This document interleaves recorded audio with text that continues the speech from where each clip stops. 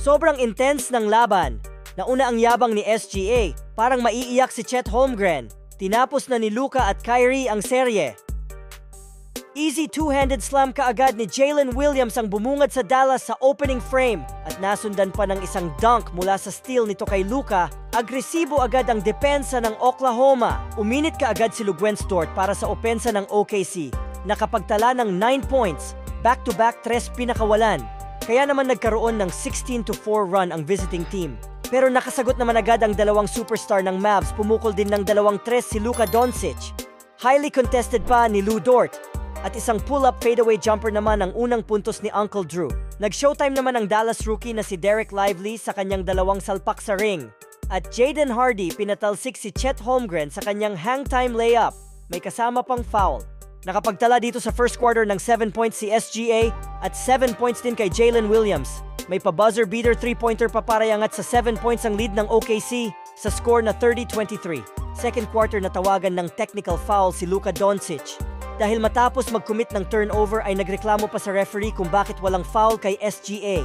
Grabe tong ginawa ni SGA na double team na sa baseline, nakatakas pa at nasundan pa yan ng step back mid-range jumper. May kasamang foul, nag-flex pa habang nakahiga ang OKC superstar. Daniel Gafford tinanggalan ng angas si Lu Dort na supalpal sa 3-point line. Hype na hype ang Dallas big man, napaapir pa sa isang fan. Napakalupit naman ng ginawang coast-to-coast hang-time layup ni Kyrie Irving. Naiwan si Josh Giddey sa kanyang behind the back. Pinalibali pa ni Uncle Drew sa ere at nasundan pa ng driving jump shot ni Luka Doncic. Napapalakpak pa si Dirk Nowitzki dahil baba na lang sa 6 points ang 11 points lead kanina ng Oklahoma. Nagtuloy-tuloy ang run ng home team hanggang sa nakuha nga nila ang kanilang unang lead sa first half. Aksidente pang nasapak ni Luguentz Dort ang alaga ni Derek Lively na foul trouble. Meron ng 3 fouls ang OKC defender. Last 4 minutes sa first half, biglang lubo ulit sa 2 digits ang lead ng visiting team dahil sa mga turnovers ng Dallas. Nakapagtala sila ng 24 straight points. Pumalo sa 16 points ang kanilang kalamangan sa pagtatapos ng first half. Score 64-48 halftime. X-factor sa opensa ng Dallas si Derek Jones Jr. pagpasok ng third quarter sa kanyang 8 straight points. Habang buhat naman ni Chet Holmgren at Jalen Williams ang OKC.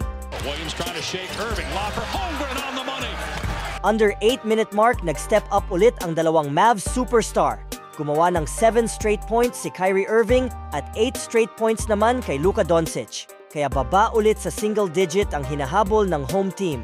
Napapadasal pa si Luka sa referee sa sobrang intense ng laban. Parehong nagtala ng tig 10 points dito sa third quarter si Luka at Kyrie. Takeover mode naman si SGA sa kanyang 7 straight points para ibalik ulit sa 2-digit ang kanilang lead. Pero nakahabol pa ng 3-point shot si Derek Jones. Kaya balik ulit sa single-digit ang lead ng visiting team sa score na 90-83. Final frame sinimulan ni Chet Holmgren sa isang alley-oop dunk at nasundan ng scoop layup ni Jalen Williams. Tuloy naman sa pag-init si Uncle Drew na isa sa naging dahilan kaya nakuha ng Dallas ang momentum ng game. Rookie versus rookie.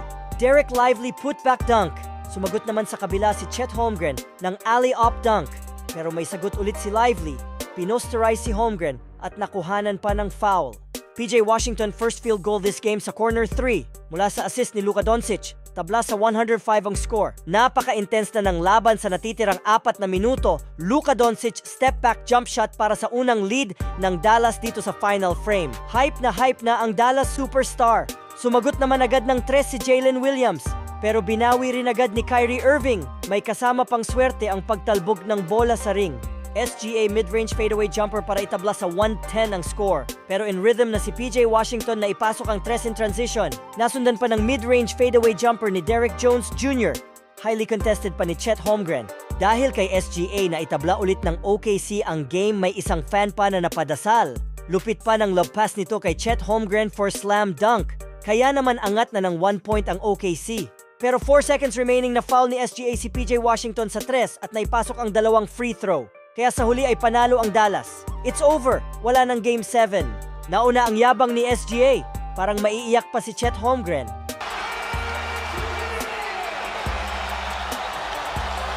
Maraming salamat sa panonood mga idol. Paki-like ang video at subscribe for more updates.